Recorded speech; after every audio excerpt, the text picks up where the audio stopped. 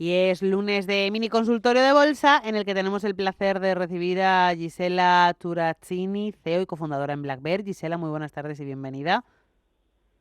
Muy buenas tardes, Alma, ¿cómo estás? Estupendamente, la idea esa de tratar de resolver dudas que nuestros oyentes, ya saben, nos Ujú. van trasladando a lo largo de la semana. Así que vamos a empezar, Gisela, vamos a plantearte esas Sí. dudas. Esta semana, pues lógicamente, miradas puestas en la reunión de la Reserva Federal. Ya son muchos analistas americanos los que están hablando del fin del rebote, lo comentaba Mm. yo antes en la portada. Así que la gran pregunta, ¿el rally se ha terminado? Bueno, es la gran pregunta, ¿no, Alma? En efecto, yo creo que este es un tema súper candente y de hecho es asombroso ver cómo estamos viviendo probablemente, te diría, el primer mercado bajista narrado en redes sociales, ya te diría desde el crash de la pandemia, ¿no? Y es que si algo te diría, nos ha traído la pandemia es esa consolidación un poco definitiva del mundo digital, Ujú. de las finanzas y demás.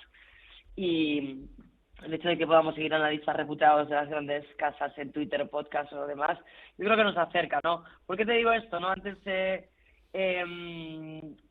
estábamos justo hablando además con el equipo, ¿no? Del dichoso sesgo predictivo del que hablamos. ¿Se ha terminado o no se ha terminado el mercado alcista? El mercado bajista, perdona. Entonces, en este sentido, el rally, perdona. En este sentido, lo que podemos decir, francamente, es que para nosotros en cada etapa alcista existe el denominado gurú de mercado, ¿no? Un analista se posiciona en el sentido de la tendencia y acierta y eso le da popularidad, ¿no? Luego se van filtrando hasta que quedan pocos y al final pues no se trata de tener razón, se trata de ser coherente con tus ideas y tener consistencia. Nadie sabe qué va a suceder. Y te diría que depende de las noticias y de los hechos, no como mañana.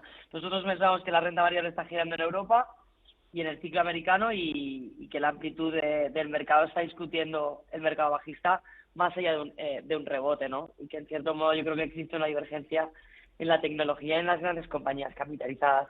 Por lo tanto, te diría, Alma, contestando un poco a esta pregunta, nosotros estamos vendiendo el rebote táctico, ¿no? Y ahora que el mercado ha girado, ahí sí, ahora sí estamos expectantes un poco por ver hasta dónde llega la corrección para así pasar a una operativa más estratégica que táctica, ¿no? Si el mercado eso sí se sujeta en una corrección, ¿no? Si vuelve a los mínimos, entonces seguiremos cómodos con un 40% de liquidez, ¿no? Esto es lo único que importa.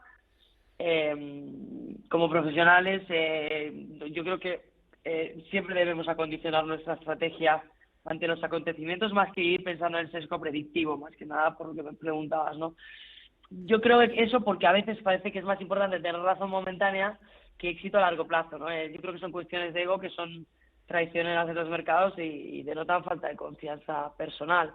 Así que más allá de cómo vemos el mercado, poco te podría añadir más aquí, ¿no? Sí, en cualquier caso parece que esta semana tendremos que estar tremendamente pendientes de los mercados, aunque miremos más al medio plazo. La semana pasada te preguntábamos sobre cómo gestionar este entorno de mercados, que como decíamos es complicado. Hoy tenemos alguna duda Sí. operativa, puesto que son muchos los oyentes que en referencia a esa pregunta de la semana pasada se preguntan si es buena idea tomar posiciones cortas o largas antes del miércoles en previsión de esa elevada volatilidad que puede haber. ¿Qué opinas, Gisela? Bueno, la verdad es que es una buena pregunta, ¿eh? Yo creo que este es otro de los bulos que corren un poco por los mercados, ¿no? Hay que entender, te diría, Alma, que la industria del trading tiene de todo y a muchos les interesa vender este tipo de intensidad, de ansiedad operativa, te diría, para generar comisiones o incluso, en el caso de algunos market makers, pérdidas, ¿no? En BlackBerry, como sabes, no tenemos ningún conflicto de interés. O sea, podemos hablar claro, ya que, como sabéis, no nos financia nadie, no nos financia ningún fondo, es nuestro. ¿No? Y eso es importante. Operar antes del miércoles es claramente un sinsentido, un suicidio operativo para mí. Es Ujú. como tirar una moneda al aire, si aciertas perfecto, pero actuando así, yo creo que no llegaremos muy lejos en el mercado. ¿Podemos tomar alguna posición estratégica? Sí, pero ya que estamos, podemos esperar también, ¿no? Yo creo que el que busca algo estratégico no está pensando en 2 días, sino en varios meses o incluso años, diría. Pero si vamos a cuidar la liquidez, eh, para controlar el capital de las carteras en el mercado bajista, yo creo que te diría que en ese caso es sensato seguir deshaciendo posiciones ganadoras y controlar en todo momento la estrategia.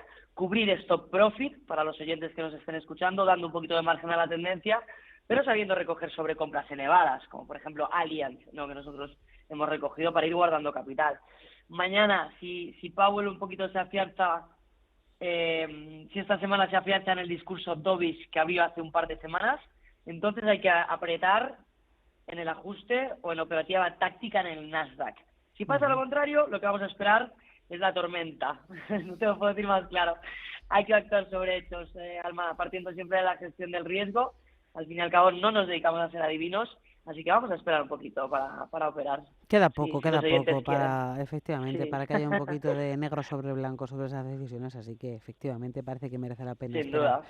La semana pasada te preguntábamos sobre eso, otro tema actual acercándonos al rally de fin de año. Te quería preguntar, Gisela, ¿a qué se debe ese famoso rally de fin de año? Si es una realidad empírica, si es una narrativa del mercado, qué tipo de estadísticas hay, y si operáis vosotros en las mesas institucionales con este tipo de indicadores estacionales.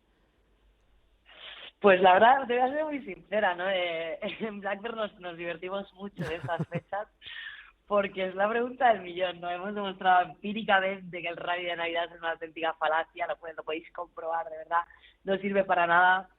El sentido que tiene es obvio y es el maquillaje de las carteras de las gestoras. Ujú.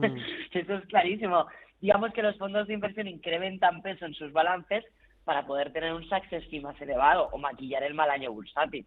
Perdona que sea tan directa, pero ya nos conocéis, ¿no? No, Es no. más fácil vender ¿sabes? Nos conocéis que siempre Sí, hablamos sí, claro, sí, ¿no? sí, sí. Y en este caso te diría que es más fácil vender un menos 5% que un menos 25%. Mm. Pero para que eso sea efectivo, debemos comprender que los gestores tienen poco margen de operativa y además que los partícipes le suelen dar bastante al reembolso. Por lo tanto, no hay pauta que te salve, ¿no? Podríamos decir que en términos de normalidad, los 2 o 3 últimos días del año podrían tener un tono alcista, pero lanzarte al mercado de derivados, sobre todo para operar esta pauta estacional, es una locura para los oyentes que nos estén escuchando. Otro caso de moneda al aire, sin duda. ¿A quién le interesa? A los que venden sistemas de trading absurdos, a los market makers, o bien a quien le interesa una elevada rotación en las carteras para comisionar. Tenemos en la mesa de Blackers más de un siglo de experiencia en bolsa, si sumamos los años de experiencia de todo mi equipo de análisis y gestión, que vienen de compañías, por cierto, como Morgan, entre otras, y te puedo asegurar que ningún miembro del comité de inversión ha visto o ha conocido a ni siquiera un solo trader que se gane bien la vida con este tipo de sistemas. Ujú. Tenemos que ser serios y aquí se trata de gestionar el riesgo y ser constante con tu modelo de inversión, de nada más. Así que, por favor, cautela. No se me ocurre otra palabra. No, no, que lo que te decía es que nos encanta que seáis así de claros. Muchas gracias, ya lo sé. Decídose. Y ahora llegamos al momento que más nos gusta aquí en el programa y que le gusta también a nuestros oyentes, y yo creo que también te gusta a ti, es esa pizarra A mí me encanta. que nos traes esta semana, Gisela. Pues te digo un poquito, Alma, del calor de lo que te comento. Vamos a esperar. El planteamiento operativo es esperar el mensaje de la Fed y deliberar en nuestra mesa operativa. Podemos ver un salto en el Nasdaq si Powell es dovish. Esto es clarísimo.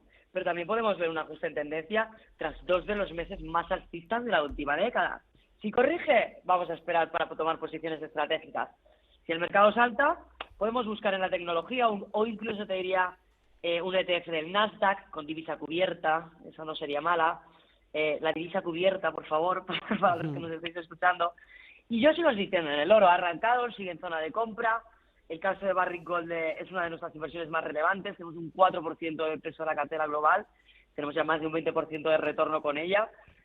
Considero que ya está en el tope de precios que estamos dispuestos a pagar. Y si el tono de Powell, como te decía, es dovish y sube un 0,50 el tipo de interés, tal y como vemos los datos macro y la inflación, yo creo que es probable que ya vayamos tarde. Por lo tanto, así que si todo va bien, Barrick Gold para los oyentes puede seguir siendo interesante, ¿no? Si el mercado recula, te diría, Alma, entonces hay que esperar para ver si el mercado se sujeta en una corrección y allí sí nos permite retomar largos, en este caso estratégicos solamente, ¿no? Pero eso te lo diré el próximo lunes o el siguiente, pero no te lo puedo decir ahora. Así que wait and see, tranquilidad y sobre todo muy pendientes de esta semana, que es crucial para nosotros. Pues efectivamente, semana marcada en rojo en el calendario de cualquier inversor. Así que gracias por habernos acercado esas claves. Gisela, complicado encontrar certezas en este contexto, pero vosotros ahí lo estáis intentando. Gisela Turazzini, CEO y cofundadora en Black Bear. Un placer, un abrazo y muy buena semana. Gracias, Emma, el placer es mío, ya lo sabes. Un abrazo grande.